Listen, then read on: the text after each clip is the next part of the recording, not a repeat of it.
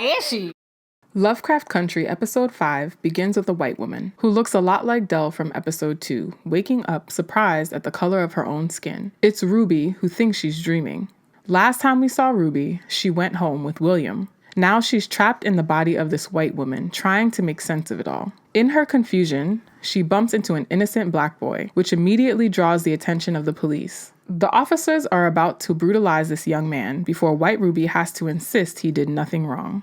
The officers are taking her back to William's house against her will, as she begins to have fits. Whatever transformation William is putting Ruby through looks and sounds painful. The scene ends with William putting a knife through Ruby and pulling off her flesh. We hear the television broadcast discuss the 5 molting stages locust nymphs go through in order to mature. Will Ruby have to shed her skin 5 times too? Montrose is still at the Winthrop house. In the last episode, he slit Yahima's throat, and we see his fingernails are stained with the blood. Letty and Tick walk in wondering where she is, and Montrose lets them know that she and Titus's pages are gone. Atticus is furious and begins to violently assault his father to the point where the boarders have to pull him off. Their relationship has always been strained, and it feels like Tick is releasing a lifetime's worth of pent-up frustration.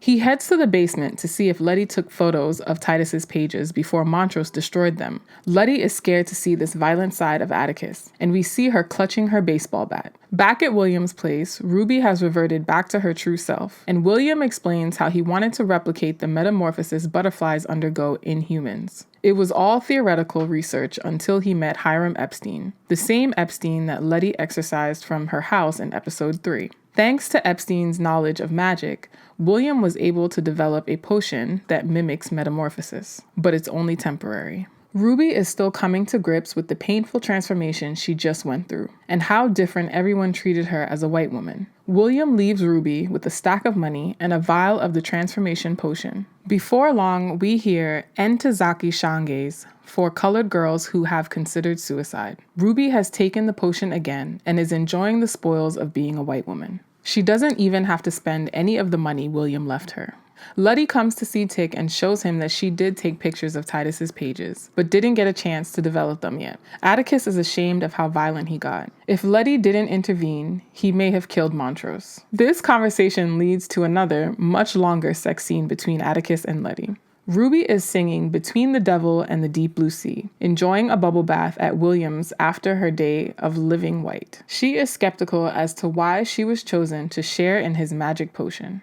William lets her know that he will soon be asking her for a favor. Ruby ponders over what's harder, being colored or being a woman. She's happy to be both, but the world keeps interrupting, and she's sick of being interrupted. So Ruby, uninterrupted, walks right back into Marshall Fields in the next scene. She is finally applying to work, now under the name Hilary Davenport. Her potential manager, Paul Hughes, is impressed with her resume and offers her an assistant manager position. Paul makes sure to ask Hilary how she feels about working with coloreds before offering her the position. Just as she accepts the role, she begins to transform back into Ruby. She runs off, but leaves her vial of potion behind in Paul's office. A battered Montrose shows up at Sammy's apartment. Frank Ocean's Bad Religion starts to play, and before long, he spits in his hand and is giving backshots to Sammy.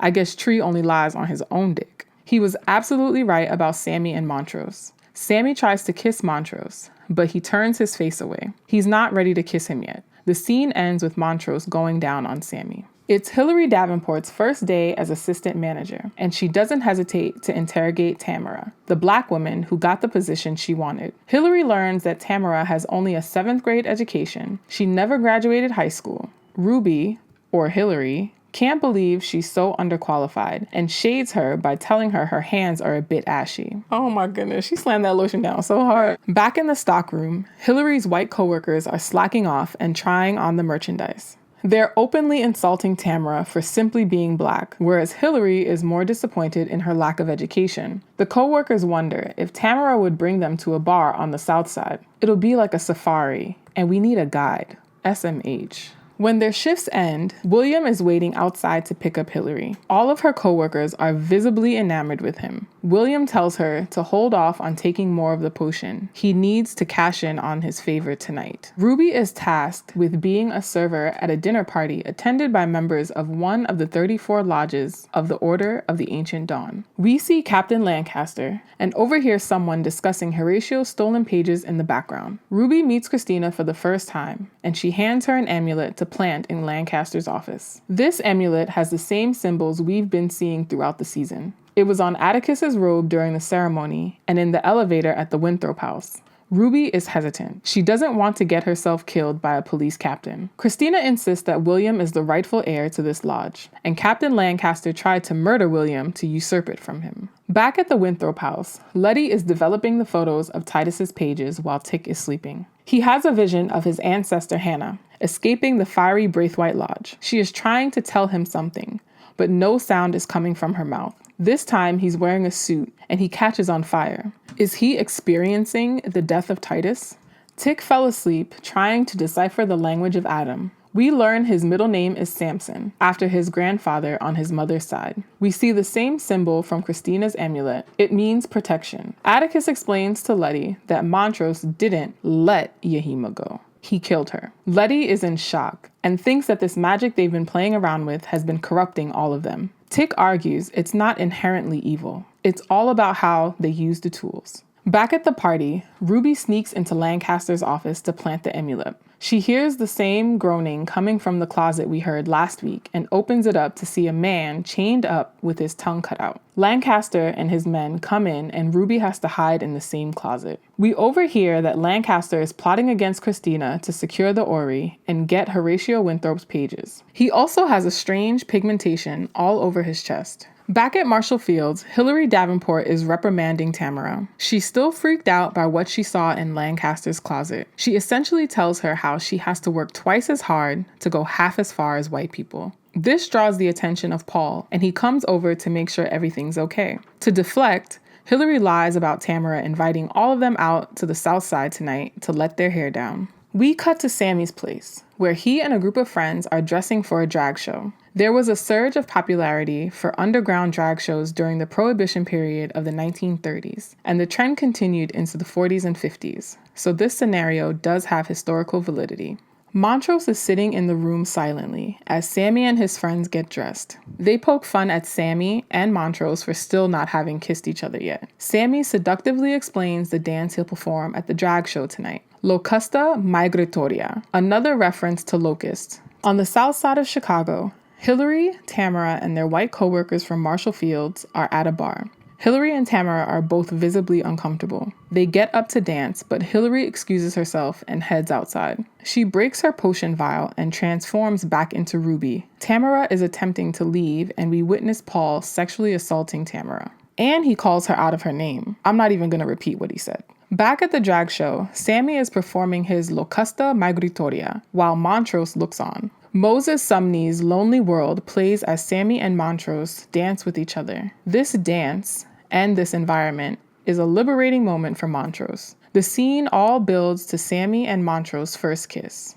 Has Montrose finally come out of the closet? Ruby, covered in blood, is waiting at the house for William when Christina walks in. She asks Christina about the basement, the only locked door in the house. Christina tries to sympathize with Ruby over her experience, but Ruby isn't hearing it. After living as a white woman, she has no sympathy for her. Christina asks, "Who are you really?" uninterrupted. We cut to Hilary, who is quitting her job at Marshall Fields. Paul wants to fire Tamara. We know it's because she turned down his sexual advances. Hilary claims to be so attracted to him that she has to quit. She strips him of his clothes and ties him up. But right when he thinks he's gonna get lucky, she returns the favor for Tamara by viciously assaulting him with the high heel she tried on earlier. As she continuously rams the heel into his ass, we see her white skin peel off to reveal Ruby underneath. She wanted him to know that a black woman did this to him. Those are expensive bloody shoes, all right. We go back to Letty and Tick. She's still upset about what happened to Yahima. Tick confides in her about the girl he met while over in Korea. The same girl who we saw in his dream